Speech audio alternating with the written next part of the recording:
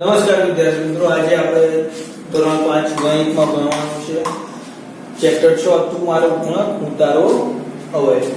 તો વિદ્યાર્થી મિત્રો, પહેલી વસ્તુ સમજવાની છે અવયવ વિશે. તો અવયવ કોને કહેવાય? તો આપેલી સંખ્યાને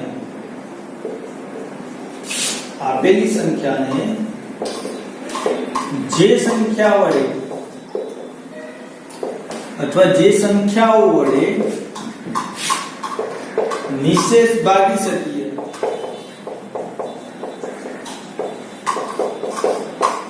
તે તમામ સંખ્યાઓને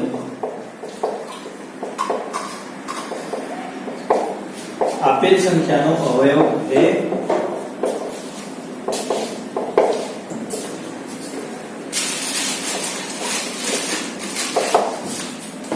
તો અવયવની વ્યાખ્યા શું છે કે આપેલી સંખ્યા એટલે કે સપોઝ 12 છે, તમને કીધું હોય 12 ના અવયવ લખો, તો 12 ને આપણે કઈ કઈ સંખ્યાઓ વડે ભાગી શકીએ એ લખવાનું છે. તો 12 ને તો પહેલા આપણને ખબર છે કે 1 અને 12, તો 1 વડે ભાગીએ તો પણ શેષ 0 આવે, 12 વડે ભાગીએ તો પણ શેષ 0 આવે. બીજું 12 કયા ઘડિયામાં આવે છે? તો 2 ના ઘડિયામાં આવે છે. 2 વડે 6, તો 2 વડે પણ ભાગી શકીએ અને 6 વડે પણ. એ જ રીતના બીજું કયો ઘડિયામાં આવે છે? તો 3 ના ઘડિયામાં 3 ચોક 12, તો 3 વડે પણ ભાગી શકાય અને 4 વડે પણ આપણે નિશેષ ભાગી શકીએ.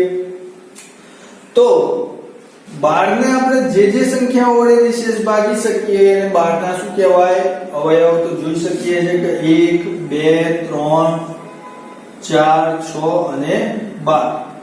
તો કઈ ગઈ? 1 2 3 4 6 અને 12.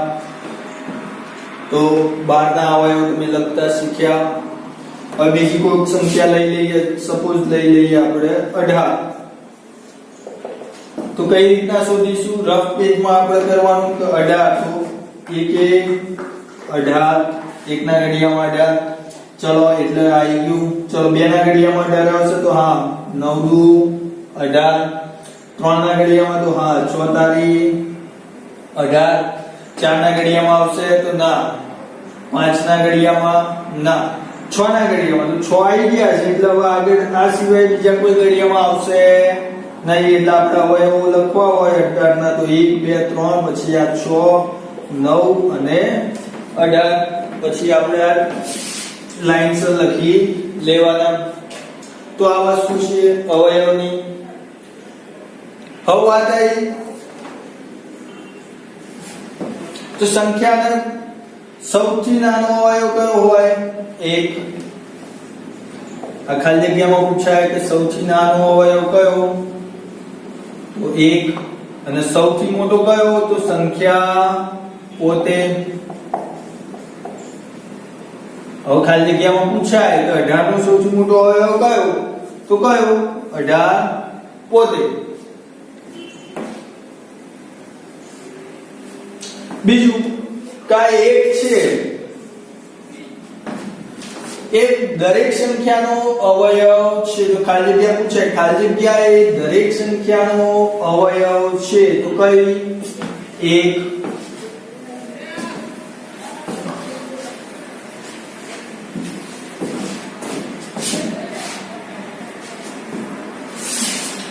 આગળ વાત કરીએ અવયવી. એની બીજી ભાષામાં કહેવાય છે ગુણક. શું કહેવાય છે? ગુણક, અથવા આપણે એને કહીએ છીએ ગુણિત. તો આની વ્યાખ્યા જોઈએ આપણે કે આપેલી સંખ્યા વડે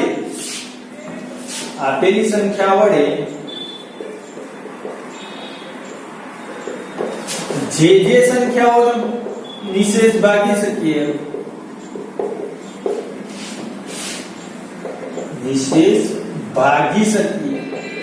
પેલામાં શું હતું? ભાગી શકાય, એનામાં ભાગી શકીએ. તો તેવી તમામ સંખ્યાઓને આપેલી સંખ્યાનો ગુણક અથવા અવયવી કહે છે. ટૂંકમાં ગુણક એટલે કે ગુણાયેલો. જેમ કે તમને કીધું હોય 10 ના અવયવી લખો, ખાસ અવયવી અને અવયવમાં ફરક છે. અવયવમાં આપણે જે સંખ્યા વડે એ સંખ્યાને ભાગી શકીએ તેના અવયવ કહેવાય.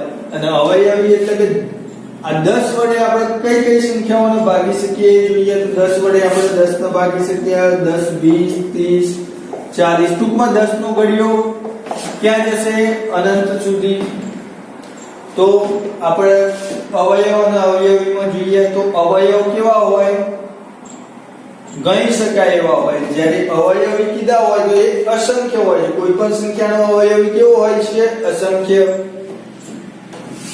હવે એમાં જોઈએ તો સૌથી નાનો અવયવી કયો હોય છે? સંખ્યા પોતે. સંખ્યા પોતે શું હોય છે? અવયવી. બીજું, એકના અવયવી કીધા હોય તો એકના તો આપણને ખબર છે બધી સંખ્યા આવશે એકની અવયવીમાં. તો આપણને ખબર છે કે એક વડે દરેકને ભાગી શકાય. તો દરેક સંખ્યા કોનો અવયવી છે? તો એકનો અવયવી છે. તો આવી ખાલી જગ્યા પૂછાય. ખાલી જગ્યા એ અથવા દરેક સંખ્યા એ ખાલી જગ્યાનો અવયવી છે તો એક. અને અવયવમાં પૂછાય તો શું પૂછાશે? કે ખાલી જગ્યા એ દરેકનો અવયવ છે તો એક.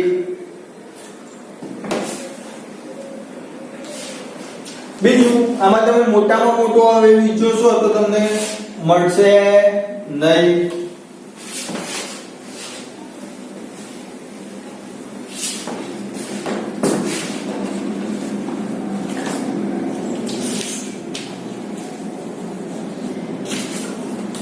હવે વાત આવી અવિભાજ્ય સંખ્યા.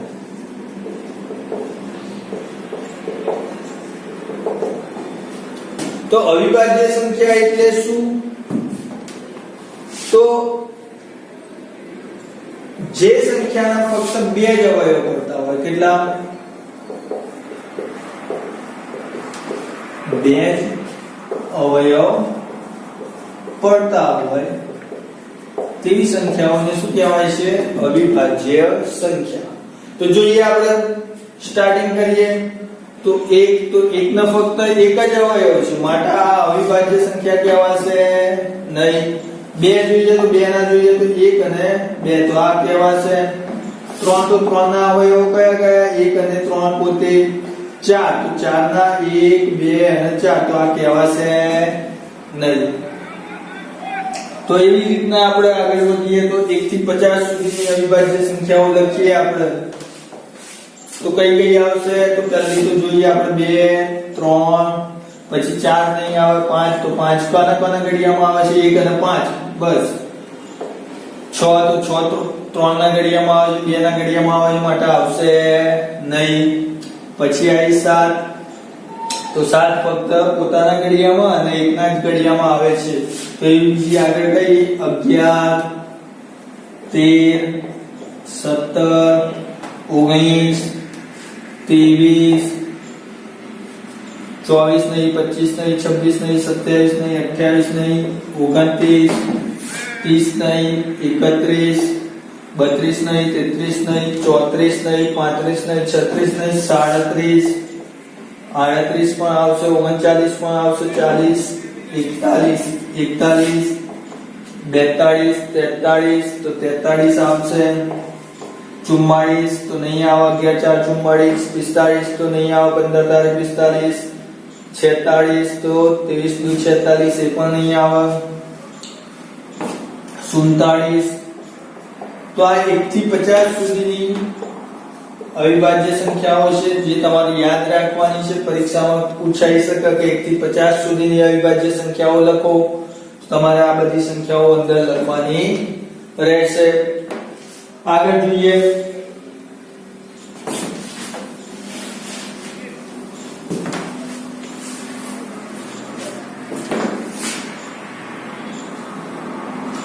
કે 30 ના અવિભાજ્ય અવયવો પાડો.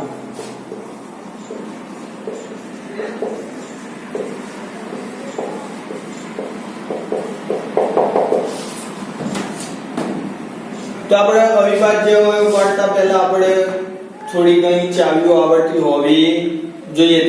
જે તમે પાંચમામાં શીખી ગયા, ચોથામાં શીખી ગયા છો. કે 2 નીચે આવી તો જે સંખ્યાનો એકમનો અંક 2 4 6 8 કે 0 હોય તેવી તમામ સંખ્યાઓ કયો અંક એકમનો અંક 2 4 6 8 કે 0 હોય તેવી તમામ સંખ્યાઓનો 2 વડે આપણે નિશેષ ભાગી શકીએ 3 નીચે આવી તો 3 નીચે આવીમાં શું છે કે આપેલી તમામ સંખ્યાઓનો સરવાળો જો 3 ના ઘડિયામાં આવે સામા આવે 3 ના ઘડિયામાં આવે તો આપેલી સંખ્યાને 3 વડે નિશેષ ભાગી શકાય એ જ રીતના 5 નીચે આવી તો એકમનો અંક 0 કે 5 હોય શું હોય 0 કે 5 તો તેવી સંખ્યાને આપણે 5 વડે નિશેષ ભાગી શકીએ તો જોઈએ હવે 30 ના અવિભાજ્ય અવયવો પાડવાના છે આપણે તો 30 ના અવિભાજ્ય અવયવો કઈ રીતના પાડીશું તો 30 ના આપણે પહેલા જોઈ શકીએ કે એકમનો અંક કેટલો છે 0 તો કેટલા વડે ભગાશે 2 વડે તો આપણે 30 ભાગ્યા 2 કરી જોઈએ તો કેટલો આવશે 15 દુ 30 તો અહીંયા કેટલા લખવાના 15 ચલો 15 તો 15 ને આપણને ખબર પડી જાય કે 15 તો 3 પંચા 15 તો 3 ના ઘડિયામાં આવશે તો 2 પછી 3 ની વારી આવે અવિભાજ્ય સંખ્યામાં એટલે 3 વડે જોઈ જોવાનું તો 5 તારી 15 અને 5 એકા 5 તો 30 ના અવિભાજ્ય અવયવો કયા કયા થશે તો આબા 2 ગુણ્યા 3 ગુણ્યા 5 તો 5 તારી 15 દુ 30 એ જ રીતના તમને 36 ના કીધા હોય તો 36 તો જોઈએ 2 વડે ભાગી શકાય છે આ એકમનો અંક 6 છે તો 18 દુ 36 એ જ રીતના 18 ને 2 વડે ભગાશે 9 દુ 18 9 ને 2 વડે ભગાશે નહીં તો કઈ 3 વડે તો 3 તારી 9 તો અહીંયા 3 ને કેટલા વડે 3 વડે તો 1 અહીંયા ટૂંકમાં 1 આવવું જોઈએ ચલો 36 ના અવિભાજ્ય અવયવો કયા કયા થશે 2 ગુણ્યા 2 ગુણ્યા 3 ગુણ્યા 3